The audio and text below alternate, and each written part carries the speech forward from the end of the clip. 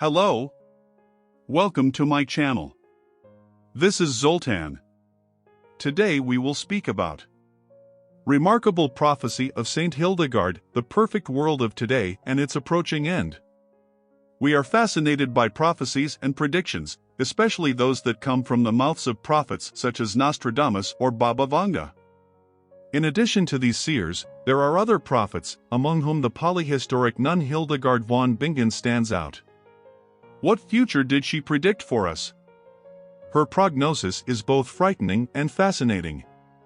Who was Saint Hildegard? Saint Hildegard made many prophecies, some of which are incredibly accurate.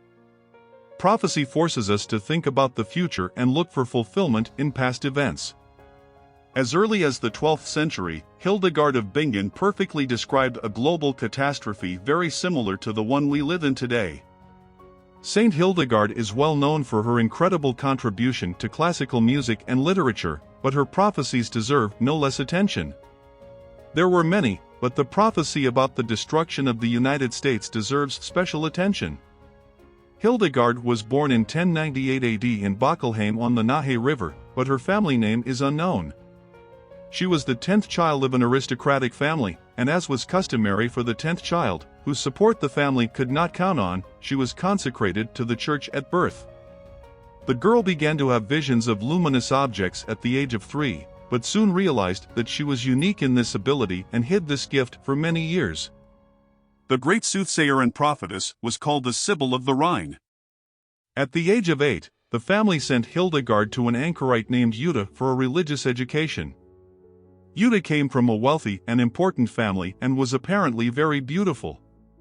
She rejected all worldly temptations and dedicated her life to God.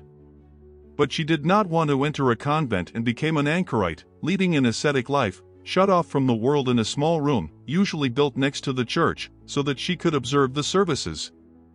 The only connection to the outside world was a small window through which food was served and garbage taken out. Anchorwomen spent most of their time in prayer, meditation, or solitary crafts. This was the anchor of blessed Jutta, although there was a door through which not only Hildegard but also other girls who heard of her fame went to her. Here Hildegard received her basic education from Jutta, and throughout her life she doubted herself and felt inadequate and uneducated, although she learned to read the Psalter in Latin. She had secretaries to write down her visions. She confided her visions only to Jutta and a monk named Valmar. After the death of blessed Jutta, when Hildegard was 38 years old, she was elected superior of the fledgling monastery, but continued to live in her anchorage. However, in 1141, thanks to a vision of God, Hildegard immediately understood the meaning of religious texts. He commanded her to write down everything she saw in her visions. Hildegard's life as a child, nun and superior was extraordinary. She had a very poor health, and because of that she led a rich inner life and tried to use everything for her satisfaction. She was gifted with visions from an early age.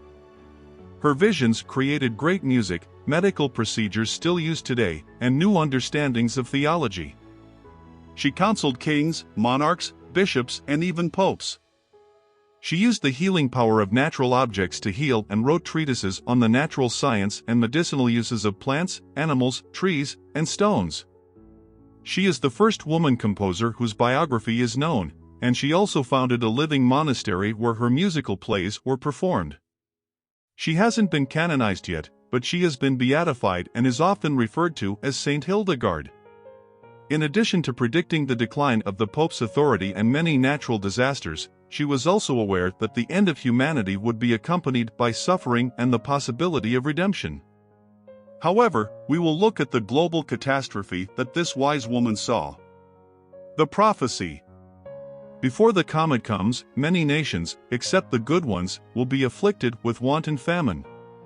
A great nation in the sea, inhabited by people of different tribes and origins, will be destroyed by earthquakes, storms, and tidal waves. It will be divided and largely submerged. This nation will also have many misfortunes in the sea and will lose its colonies in the east by the tiger and the lion.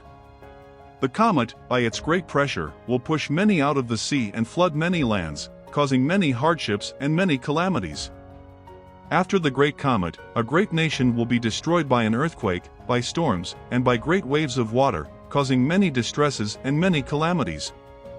The sea will also flood many other countries, so that all the coastal cities will live in fear, and many will be destroyed. All the cities on the seacoast will live in fear, and many of them will be destroyed by tidal waves, and most of the living creatures will be killed, and even those who escape will die of a terrible disease. Interpretation of the prophecy. This great nation in the sea, inhabited by people of various tribes, is most certainly the United States, but of course it was hidden from Europe in the 12th century, since America was not discovered until much later. There are also opinions that it could apply to England.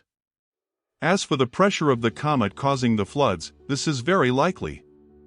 The gravitational pull of the moon causes the tides, so imagine the gravitational pull of a nearby comet. If a comet were to hit the ocean, floods and tidal waves would surely follow. Mankind may have seen a foreshadowing of this age of tidal waves in the earthquake and tsunami disaster in Southeast Asia. The solution? Saint Hildegard prophesied that peace would return to the earth when the French throne was restored.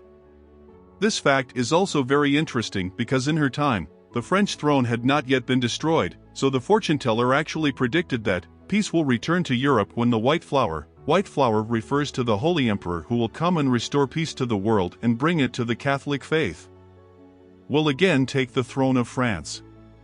During this time of peace, people will be forbidden to bear arms, and iron will be used only to make agricultural tools and implements. Also during this period, the soil will be very fertile and many Jews, Gentiles, and heretics will join the church. And that's all for today. Thank you for your attention and have a nice day. Bye.